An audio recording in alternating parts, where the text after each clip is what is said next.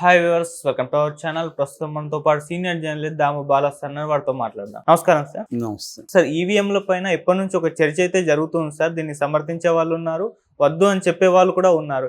ఇక్కడ ఏపీలో కూడా చూసుకుంటే ఎలక్షన్స్ అయిపోయిన తర్వాత, రిజల్ట్ వచ్చిన తర్వాత ఈవీఎం ట్యాంపరింగ్ జరిగిందని చెప్పేసి పెద్ద ఎత్తున ప్రచారం అయితే చేశారు.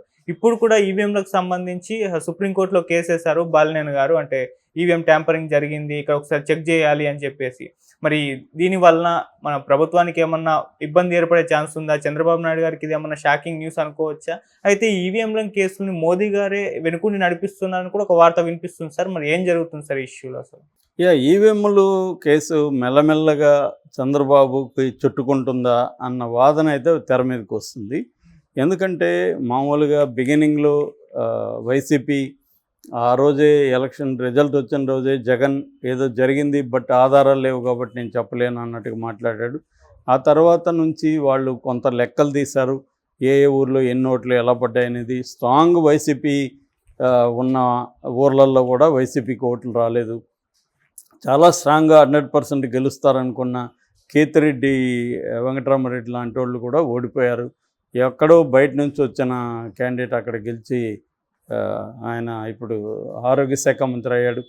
సో ఇలాగా వాళ్ళు మెల్లమెల్లగా డౌట్లు అనేది పెరిగింది, ఏదో జరిగిందని. ఈ లోపల ఏమైందంటే ఏడీఆర్ అనే అసోసియేషన్ ఫర్ డెమోక్రటిక్ రైట్స్ అనే ఒక సంస్థ, రెండోది VFD ఓట్ ఫర్ డెమోక్రసీ అనే ఈ రెండు సంస్థలు ఈవీఎంల మీద ఎప్పటి నుంచో వాళ్ళు పోరాటం చేస్తున్నారు. ఎన్నికల ముందు కూడా వాళ్ళు సుప్రీంకోర్టుకి ఈ ఏడీఆర్ వెళ్ళింది. అప్పుడు సుప్రీంకోర్టు జస్టిస్ సంజయ్ ఖన్నా, దీపంకర్ దత్తా వీళ్ళిద్దరి బెంచి ఈ కేసును విచారించింది. అప్పుడు ఏం చెప్పిందంటే, మాకు ఇప్పుడు 40 ఏళ్ళ ఎక్స్పీరియన్స్ ఉంది, మేము ఇవన్నీ చూస్తూనే పెరిగాము. గతంలో ఉన్న బ్యాలెట్ దీనికంటే కూడా ఈ పేపర్ బ్యాలెట్ కంటే ఈవీఎంలు ఖచ్చితంగా మంచివి, ఈవీఎంలు అడ్వాన్స్డ్. ఎప్పుడైనా కూడా మిషన్లు పొరపాటు ఉండదు, దాన్ని డీల్ చేసే వాళ్ళ మనుషులదే ఉంటుంది. కాబట్టి ఈవీఎంలు పర్సే తప్పు కాదు, దాన్ని ఎలా వీళ్ళు మేనేజ్ చేస్తున్నారు అనేది చర్చ అని కూడా వాళ్ళు చెప్పారు. అయితే ఇక్కడ ఏంటంటే ఈవీఎంలు ప్రధానంగా వీళ్ళ ఆర్గ్యుమెంట్, ఈ ఏడీఆర్ కానీ ఈ VFD కానీ ఆర్గ్యుమెంట్ ఏంటంటే, ఈవీఎంలతో ప్రాబ్లం అంటే మనం వేసే ఓటు ఎవరికి వేసామో మనకి తెలియదు. ఎందుకంటే 7 సెకండ్లు మాత్రమే ఈ VVPAT కనిపిస్తుంది. VVPAT అంటే voter verifiable paper audit trial, VVPAT అంటారు దాన్ని.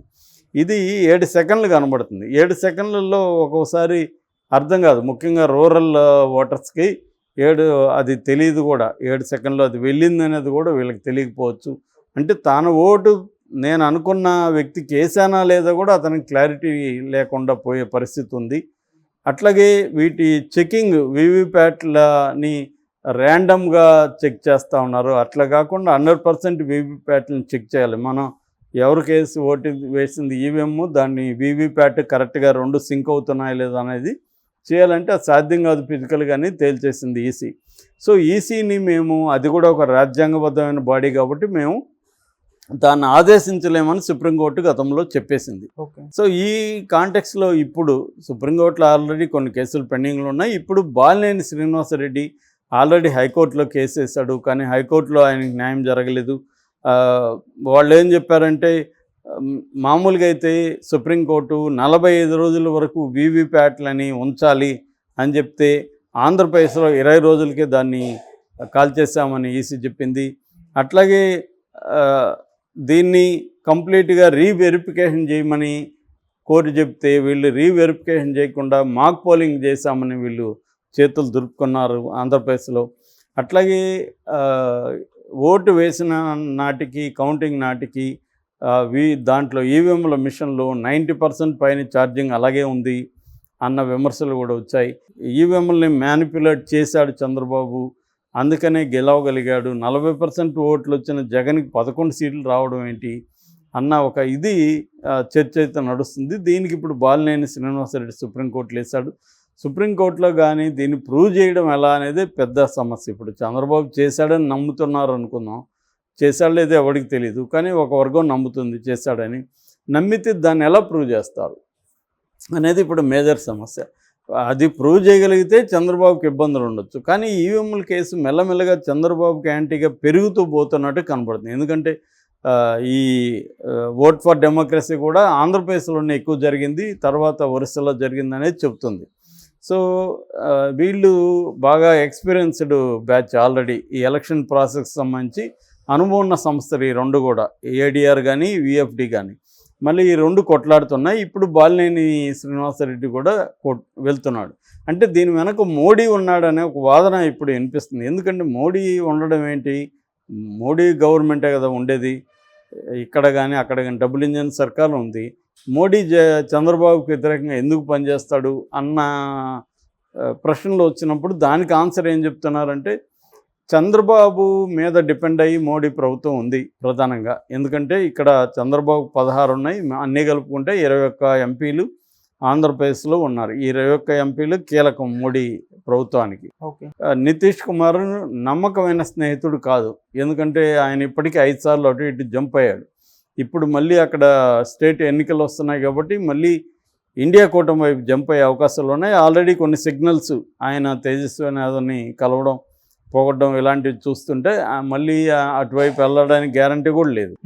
సో ఈ కాంటెక్స్ట్లో చంద్రబాబు మీద డిపెండ్ అయ్యి మోడీ పరిపాలించాల్సిన అవసరం ఉంది. ఆల్రెడీ వాళ్ళు కొన్ని రకాల బిల్లుల్ని పాస్ చేయించాలి అనేది గతంలో ఉన్నాయి, వాళ్ళకి అజెండా ఉంది. అందుకనే వాళ్ళు 400 సీట్లకి టార్గెట్ చేశారు. అసలు రాజ్యాంగానే మార్చాలన్న ఆలోచనలు కూడా ఉంది. సెక్యులర్ అనే పదం తీసేయడం ఇలాంటివి ఉన్నాయి. ఆల్రెడీ కొన్ని రకాల ముఖ్యంగా యాంటీ ముస్లిం బిల్లులు కొన్ని పెండింగ్లో ఉన్నాయి.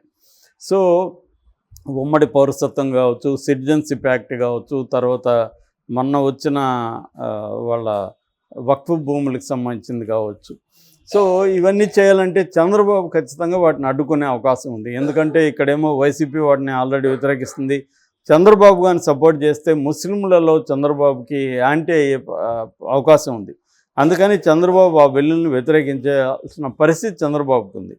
అవి వ్యతిరేకిస్తే అక్కడ పాస్ కావాలంటే చంద్రబాబు కంప్లీట్గా తమకు సరెండర్ అవ్వాలి. సరెండర్ అవ్వాలంటే చంద్రబాబుని ఏదో ఒక దాంట్లో ప్రెజర్ చేసి నువ్వు కానీ మాకు కంప్లీట్ మద్దతు ఇకపోతే ఈ కేసుని మేము ముందుకు తీసుకొస్తాం అని కానీ అన్నారనుకో. సో వీళ్ళు కానీ ముందుకు తీసుకెళ్ళి కోర్టులో గట్టిగా ప్రూవ్ చేయగలిగితే చంద్రబాబు ప్రభుత్వం రేపు బర్తరపు కూడా అయిపోయే అవకాశం ఉంది. సో మళ్ళీ ఎన్నికలు కూడా జరిగే అవకాశం కూడా ఉంది. ఎందుకంటే నిజంగా ఈవీఎంల ట్యాంపరింగ్ అనేది జరిగిందని ప్రూవ్ అయితే ఖచ్చితంగా ఎన్నికలను రద్దు చేస్తారు, చంద్రబాబు ప్రభుత్వం కూలిపోతుంది, మళ్ళీ ఎన్నికలు వస్తాయి. మళ్ళీ ఎన్నికలు వస్తే చంద్రబాబు రావడం కూడా కష్టం. ఎందుకంటే ఈవీఎంల మోసం బయటపడితే ప్రజలు కూడా మళ్ళీ అతనికి ఓటు వేయకపోవచ్చు. ఎందుకంటే తను ప్రభుత్వాన్ని దేశాన్ని ఏమర్చాడు, ఇట్లాంటి వాడిని గెలిపించాలా అన్న నెరేటివ్ బయటకు వస్తుంది. సో అందుకని చంద్రబాబుని కంట్రోల్ చేయడం కోసం మోడీని ఈ పని చేస్తున్నాడు జగన్. అందుకని జగన్ ఇప్పటి వరకు జగన్ని టచ్ చేయట్లేదు మోడీ జగన్ని ఎంకరేజ్ చేస్తూనే ఉన్నాడు. అందుకే జగన్ కూడా ఇక్కడ చంద్రబాబు మీద రెచ్చిపోయి మాట్లాడుతూ వార్నింగ్ల మీద వార్నింగ్లు ఇస్తున్నాడు అన్న ఒక నెరేటివ్ బలంగా వినిపిస్తుంది. ఇది కన్విన్సింగ్గా కూడా కనిపిస్తుంది వినేవాళ్ళకి. అంతే కదా, మరి ఈవీఎంల మీద ఈ స్థాయిలో ఎందుకు వెళ్తుంది? మోడీ అనుకుంటే ఆపగలడు కదా. ఎందుకంటే మోడీ జగన్ని కంట్రోల్ చేయాలంటే మోడీకి పెద్ద విషయం కాదు. బాలినేని ఈ స్థాయిలో వేస్తానంటే మోడీ ఎందుకు ఆపట్లేదు అనేది ప్రధానమైన ప్రశ్న. సో అట్లాగే జగన్ విపరీతంగా రెచ్చిపోతుంటే మోడీ ఎందుకు కంట్రోల్ చేయలేదు? ఎందుకు సిబిఐ ఈడీ కేసులు ఒక అంగుళం కూడా ముందుకు కదలలేదు ఈ 3 నెలల్లో కూడా? హైకోర్టు ఇక్కడ పదే చెప్తున్నా కూడా డైలీ విచారణ జరపమని ఎందుకు సిబిఐ ఈడీ ఇంట్రెస్ట్ తీసుకొని చేయట్లేదు అనేది ఇక్కడ చాలా ప్రశ్నలకి ఆన్సర్ లేకుండా ఉంది.